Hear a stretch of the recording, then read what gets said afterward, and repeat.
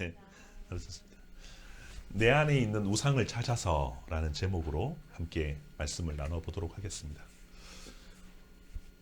오늘날 현대인들은 인간이나 동물 형태를 동상으로 빚어서 그것을 신으로 섬기는 경우가 거의 없습니다. 공산국가 외에는 특별하게 그런 경우가 없습니다. 그래서 이 계명은 현실에서 별로 의미가 없는 것이 아니냐라고 많이들 생각하고 있습니다. 그런데 놀랍게도 우리가 통상적인 그런 생각과 달리 현대인의 삶 주변에는 우상이, 그런 형상들이 너무나도 가득 차 있음을 발견하게 됩니다. 트레빈 왁스라는 저자의 책에 보면 현대인들에게 우상이란 나 자신, 성공, 돈, 레저, 성, 권력 이렇게 6가지를 가지고 설명하면서 이것이 우상이다라고 지적을 하고 있습니다. 우상하면 우리가 아이돌이라고 잘 알고 있습니다. 라틴어와 히라보에서 나왔는데 아이돌은 눈에 보이는 어떤 이미지나 형상을 말하는 것입니다. 눈에 보이는 이미지나 형상. 헬라 철학에서 플라톤에는 눈에 보이는 감각 세계, 즉 현상 세계에서는 그것이 이데아의 그림자에 불과하기 때문에 이미지와 형상은 진리에 접근하는데 방해한다라고 이야기를 하기도 합니다. 이런 측면에서 플라톤의 이런 이 말은 깊은 공감을 나타냅니다. 오히려 형상들이 진리를 찾아가는데 방해가 되는 경우가 있다는 것이죠. 그런데 오늘날 포스트 모더니즘의 영향으로 눈에 보이는 이미지가 진리가 되었습니다. 아이콘, 그리고 무려 아이돌이 오늘도 만들어지고 사라지는 그런 이야기가 되고 있습니다. 보이는 것이 다 진리가 되어버렸습니다. 그렇다면 우상 숭배는 무엇일까요? 우상이라고 하면 오늘날 불상이나 가톨릭에서 말하는 성모 마리아 상이나 혹은 조상신을 섬기는 제사가 떠올릴 수 있습니다. 돼지머리에 돈을 꽂아놓고 고사를 지내는 것도 우상이 될 수 있죠. 개업을 하면서 많은 사람들이 부적을 쓰고 가게 위에 명태를 걸어 놓는 것도 가끔씩 보게 됩니다. 그런데 이런 우상들은 시대를 따라 모습을 달리하게 됩니다. 구약 시대에는 주로 우상은 주로 이방 신들이었습니다. 바알과 아세라가 대표적인 신들이었죠. 이스라엘 백성이 만들었다고 하는 금송아지, 그리고 북이스라엘 여로보암 왕이 만든 금송아지 사건을 여러분은 잘 알고 있습니다. 그리고 신약시대에 와서 그리스 로마 신화의 신들을 우리가 너무나도 잘 알고 있습니다. 우상 숭배의 본질은 인간 안에 있는 욕망을 보이는, 이 욕망을 물질로 그렇게 표현한 것이 바로 우상이라는 거죠. 내 안에 있는 욕망이 보이는 형상으로 그렇게 만들어지는 것이 우상이라는 겁니다. 나 외에 다른 신을 섬기지 말라라는 1계명은 예배의 대상에 대해서 얘기했다면, 우상을 섬기지 말라는 것은 뭐냐 하면 예배의 방법에 대한 이야기를 하고 있는 명령입니다. 보이지 않는 하나님을 보이는 하나님으로 만들어서 예배를 드리지 말라라는 것이죠. 눈에 보이게 만든다는 것은, 우상을 만든다는 것은 하나님을 만들어서 우리의 욕망을 해소하는 그런 인간의 욕망에 의해서 신을 좌지우지하겠다라는 그런 우리의 내면의 욕구가 담겨 있습니다. 내가 지혜를 가지고 싶어서 지혜의 신을 만들어 버립니다. 아테나를 만들어 버린 거죠. 그리고 거기 앞에 절하면서 인간이 만든 지혜의 신에게 지혜를 구하는 것이죠. 그리고 성적 쾌락을 위해서 아프로디테라는 신을 만들어서 거기에서 신전에서 절을 합니다. 그리고 그런 성적 쾌락을 합당화하고 합리화하는 것이죠. 신이 시켰으니까. 사실은 자기가 하고 싶어서 그렇게 만든 것이죠. 방종을 위해서 술의 신, 이 디오니소스, 바카스라고 하죠. 술의 신을 만들어서 술 마시는 것을 방종하고 또 그것이 정당하다라고 이야기하는 것입니다. 인간의 욕구가 인간이 만든 우상으로 다 해결된다는 것이죠. 이 욕망은 뭐냐면 내가 신을 부려서 나의 욕망을 해소하겠다는 것을 우리 안에서 보여주는 그런 것이 바로 우상이라는 겁니다. 고대 바벨론에서 출토된 그 신들을 보면 소승달 형태의 달신, 8개의 뿔을 가진 사랑의 여신 아시타르, 태양 형태의 정의의 신 샤미르, 샤마시 미안해요. 그리고 물고기나 야생 염소의 형태로 만들어진 엔키, 용의 형태로 만들어진 마르둑과 같은 등등의 그런 형상들이 출토되었다고 합니다. 오늘날은 그런 신들을 안 섬긴다고 하지만 잘 살펴보면 우리 안에 만들어진 그런 신들이 많습니다. 마치 십자가 목걸이를 만들고 메고 다님으로써 그것이 행운이 찾아오고 악한 것들이 피해간다고 생각한다면 십자가 형상 역시 우상이 되는 것이죠. 이러한 차원에서 합동교단은 강대상 뒤에 십자가를 걸어놓지 않기로 결정하기도 했습니다. 독일의 실존주의 철학자인 니체는 이 우상은 인간의 열등감 혹은 시기심으로 만들어진 그 무엇에 대하여서 르상티망이라고 이야기를 합니다. 좀 쉽게 말해서 예를 들어서 르상티망은 이 시기심으로 만들어진 인간의 그런 것인데 르상티망으로 가득 찬 사람들은 주위에 많은 사람들이 명품 가방을 가지고 있는 것을 보면 나에게는 별로 필요 없는 물건이야. 나의 라이프 스타일과 가치관에 맞지 않는다고 말하지만 실제로 그런 명품을 그런 명품 수준의 물건을 사기 위해서 그걸 사서 자신의 르상티망을 해소해 버린다는 것입니다. 그리고 끊임없는 그런 르상티망을 만들어서 사람들에게 그 르상티망의 욕구와 우상을 심어 마케팅에 활용합니다. 에르메스, 구찌와 같은 어떤 형상을 만들어서 그것을 쫓아 살 때에 나의 욕구가 해소되는 그런 것을 잘 반영해주는 사람의 심리와 욕구를 잘 찾아서 그렇게 디자인해서 돈을 벌고 있다는 것이죠. 아이폰 14는 작년에 르상티망이야. 이제 15가 나왔어. 15를 사야 돼. 라고 이 우상을 쫓는 인간의 욕망을 통해서 돈을 벌려고 하는 그런 기업들이 있다는 거죠. 차를 파는 기업들 역시 그렇습니다. 2, 3년 타고 비싼 차, 고급적인 차. 2024년 차가 벌써 출시되었어. 그거 한번 구매하는 것이 어때? 라고 그렇게 계속해서 사람의 욕구와 시기심과 질투심을 발휘해서 르상티망을 만들어서 기업이 그것을 이용해서 돈을 벌기도 합니다. 그것을 타는 자와 그것을 타지 못하는 자, 그것을 가진 자와 가지 못하는 자가 이렇게 비교함으로 인간의 어떤 욕구를 계속해서 만들어낸다는 것이죠. 그러나 사람들이 잘 모르는 것이 하나 있는데 하나님은 모든 형상을 금지하신 것이 아닙니다. 제2계명의 형상을 만드는 것을 금지한다는 말은 절대로 모든 것을 금지하는 것은 절대로 아닙니다. 이 계명은 오직 신으로 숭배하기 위해 만든 형상을 금지하고 있습니다. 미술품이나 건축물, 예술, 하나님이 만드신 피조물의 아름다움을 표현한 모든 작품과 형상은 오히려 장려해야 된다는 것이죠. 우리가 잘 아는 레오나르도 다빈치, 미켈란젤로, 보티첼리 등 이 화가의 작품이나 이 조각품을 보게 되면 하나님이 만드신 피조물이 너무나도 아름답게 드러나는 것을 보게 됩니다.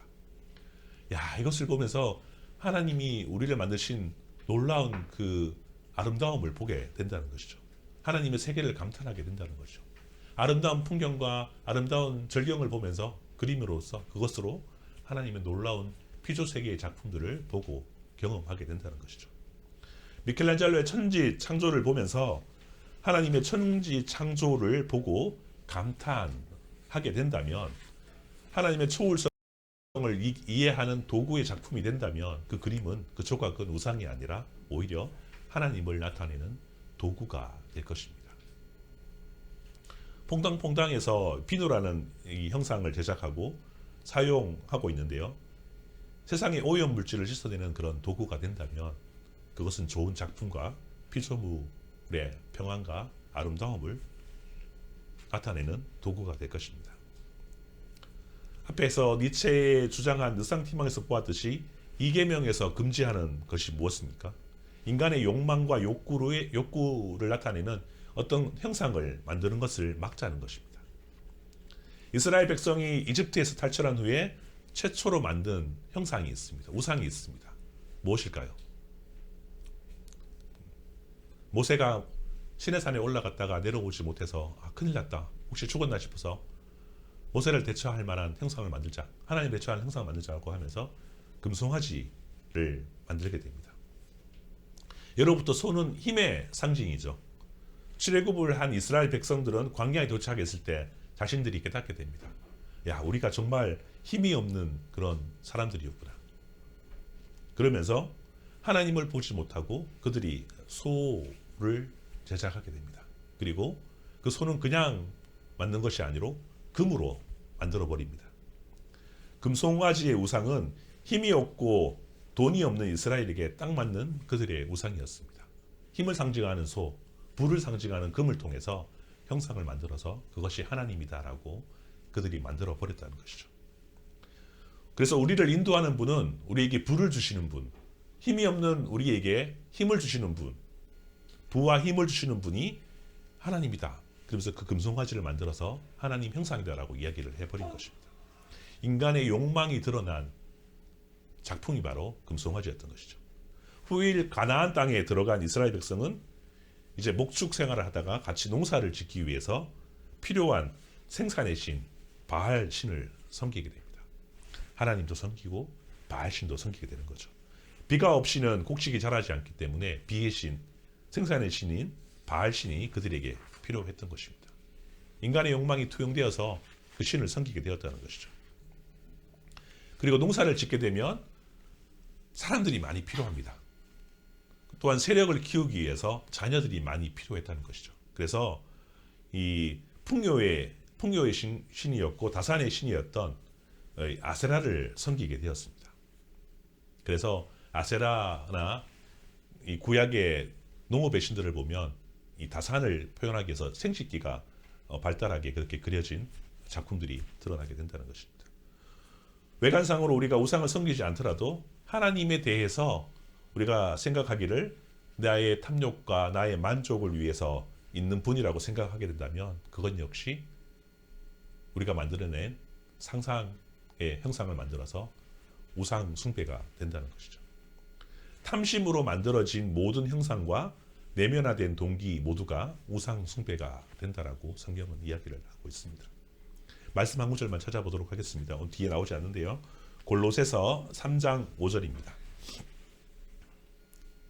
골로새서 3장 5절 말씀입니다.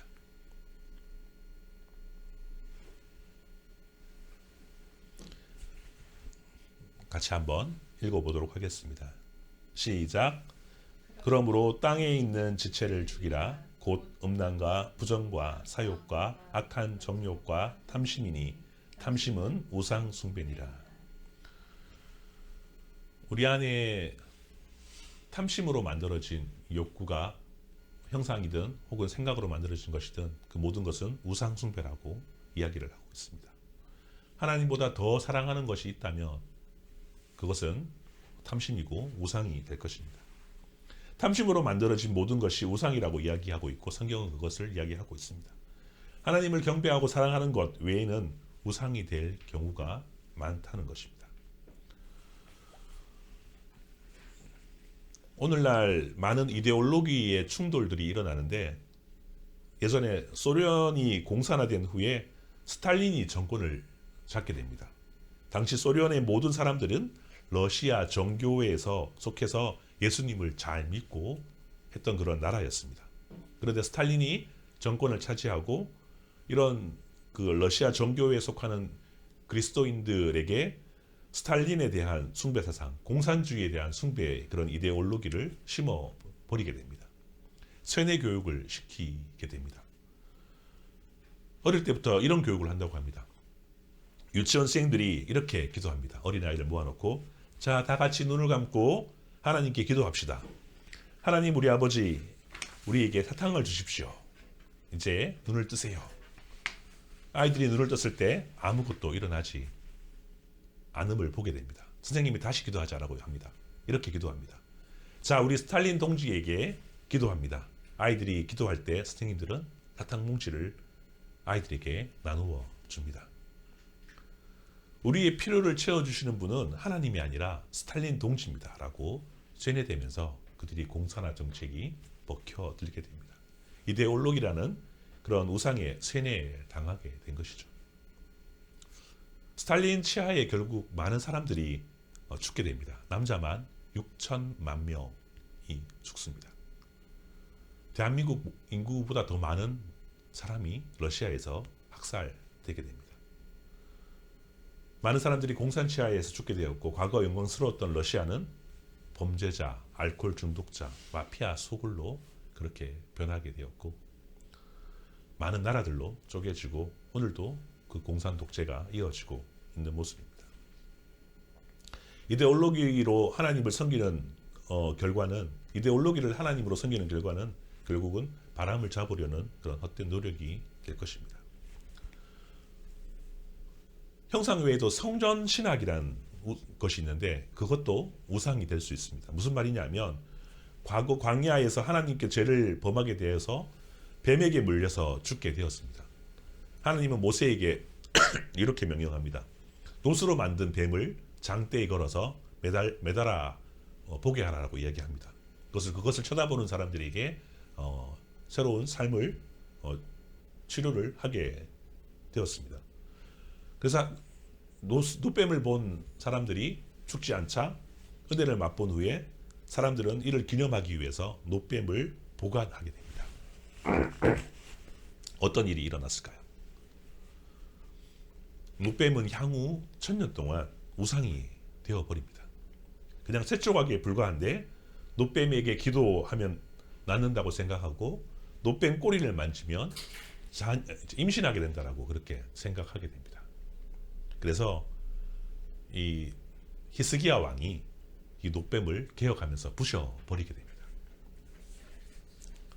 그리고 신약에 와서는 예루살렘 한가운데 우뚝 서 있는 솔로몬 성전이야말로 하나님이 거하시고 하나님이 가장 은혜를 주시는 곳이라고 생각하고서 그 예루살렘 성전을 떠나지 않았습니다.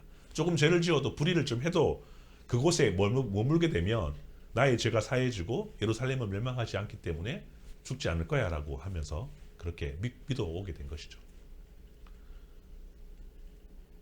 주후 70년, 예수님 이후에 70년 티투스 장군이, 로마의 장군이 이 성전을 돌 하나 남기지 않고 다 무너뜨려 버립니다. 이것을 성전 신학이라고 후대 신학자들이 이야기를 하고 있습니다. 성전 역시도 오히려 우상이 되어버릴 수 있다라고 이야기하는 것이죠. 오늘날 큰 교회, 수천 명, 수만 명이 모이는 교회, 인기 목사님, 스타 목사님이 있는 교회에 다니고 그곳에 있으면 큰 은혜를 받는다고 생각하는 분이 의외로 많습니다. 그곳에서 장로 집사를 하게 되면 뭔가 대단한 사람으로 여겨지고 생각하기도 합니다. 어깨에 힘이 들어가고 자신은 복받은 사람이라고 생각을 하게 됩니다. 이것 역시 성전 신학이라는 거죠. 성전 우상이라는 거죠. 비록 몇 명이 모이지 않아도 하나님을 사랑하고 우상을 버리고 고아, 가부와 나그네와 함께하는 교회, 함께 섬기고 함께 기도하고 함께 전도하며 나아가는 교회가 제대로 된 교회일 것입니다. 그리고 오늘날 교회 가서 기도하는 것이 집에서 하는 것보다 낫다라고, 효염이 있다라고 생각한다든지 목회자를 지나치게 더 가까이 하고 있는 그런 사람도 우상 숭배가 될 수 있습니다. 목회자가 하나님과 더 가까이 있기 때문에 목회자가 기도가 더 잘 먹힐 수 있을 거야 라고 생각하는 것 역시 이 오늘날 복음주의자들의 우상이 될 것입니다. 구약의 우상, 신약의 우상, 이데올로기의 우상, 그리고 성전 신학의 우상, 그리고 오늘날 복음주의 우상들이 보이지 않게 우리 안에 자리 잡혀 있다는 것입니다. 흥미로운 것은 칼 마르크스, 자본론에서 신이 아닌 것을 신처럼 여기는 것을 허위의식이라고 마르크스가 표현하고 있습니다. 허위의식이란 잘못된 의식, 현실 또는 진실을 왜곡하는 사상이나 이념을 말하고 있습니다. 허위 의식이 생겨나면 돈이 진정한 신이 되어 버린다고 마르크스가 이야기하고 있습니다. 사슴이 신선한 물을 찾듯이 갈급하듯이 부르주아는 영혼의 유일한 부패인 화폐를 갈망한다고 이 섹스피어의 희곡 아테네인 나이몬에 나오는 구절을 그가 인용해서 이야기를 한 것입니다. 그렇다면 우리에게 이 계명을 주신 이유는 무엇입니까? 우리 안에 있는 우상을 제거하고 하나님보다 더 좋아하는 어떤 것이 있다면 그것을 찾아서 발견하고 죄를 자복하고 회개하고 그것을 없애라는 이유가 될 것입니다. 하나님은 어떠한 형상으로 묘사될 수 있는 분이 절대 아닙니다. 우리가 상상하는 그 이상, 아니 생각할 수 없는 초월자의 하나님이시기에 어떤 형상으로 하나님을 담아낼 수가 없기 때문입니다. 영원하신 하나님을 보이는 사람과 짐승과 곤충과 땅에 혹은 하늘의 어떤 형상으로 만들어낸다는 것은 말이 안 되는 이야기입니다. 인간이 하지 말아야 할 가장 어리석은 일이 될 것입니다. 우리가 과학 시간에 배웠듯이 빛이 진공 상태에서 1초에 무려 30만 킬로나 날아갑니다. 1초 동안 지구에 7바퀴 반이나 돈다고 합니다. 1시간 동안 빛은 1억 킬로미터나 날아간다고 합니다. 그런데 빛의 속도로 수천억 년을 날아가도 지구 끝에 도달할 수 없다고 과학자들이 이야기합니다. 이런 우주를 누가 만드셨습니까? 하나님이 만드셨습니다. 그런데 그 상상할 수 없는 그분의 그 광대하심을 작은 우상에다가 가두어 버리는 것은 정말 불경한 죄라는 것을 이야기하고 있는 것입니다. 하나님을 제한하지 말라는 것이 우상을 만들지 말라라는 하나님의 의도입니다. 그리고 우상을 만들지 말라는 것은 우리 안에 물론 우상을 제거하라는 의미가 있지만 우리와 친밀하신 분이기 때문에 우상을 만들지 말라고 합니다. 친밀하기 때문에 굳이 우상을 만들어서 어떤 매개체가 필요 없다는 것이죠. 나랑 너랑 정말 친밀한데 굳이 어떤 매개체를 만들어서 한 달이 걸쳐서 나랑 이야기할 필요가 없다는 것입니다. 하나님과 같은 형상을 만들어서 거리 둘 필요가 없다는 것을 강조하고 있다는 것이죠. 말씀을 다시 정리한다면 우상 숭배의 위험에 빠지지 말라는 의도도 물론 있습니다. 더 중요한 의미는 하나님을 위대하신 광대하신 분이시기 때문에 내 좁은 생각으로 하나님을 가두지 말라는 의미가 포함된 것입니다. 그리고 하나님은 너와 친밀하신 분이기 때문에 우상이 끼어들 틈이 없다라는 것을 말씀해 주고 있다는 것이죠. 저와 여러분은 우리 안에 어떤 우상이 존재합니까? 어떤 우상이 하나님으로 가는 길목을 막고 있습니까? 히스기야 왕이 노뱀을 부셔버렸던 것처럼 우리 안에 헛된 우상을 부셔버리는 그 일이 있어야지만 우리가 하나님과의 영원한 관계와 그 즐거움과 유익을 누리게 될 것입니다. 우리 안에 우상이 제거될 때에 하나님께서 그 사람을 기뻐하시고 은혜와 능력과 하나님의 어떠하심을 우리가 보게 되고 하나님의 놀라운 그 기지와 하나님의 뜻을 발견함으로 우리의 삶이 새롭게 변화될 줄 믿습니다. 우리 안에 우상이 제거된다면 우리의 삶은 날마다 기쁘고 행복할 줄 믿습니다. 우리의 우상을 제거함으로 날마다 승리하고 기쁨으로 나아가는 저와 여러분 되기를 소망합니다. 같이 한번 기도하겠습니다.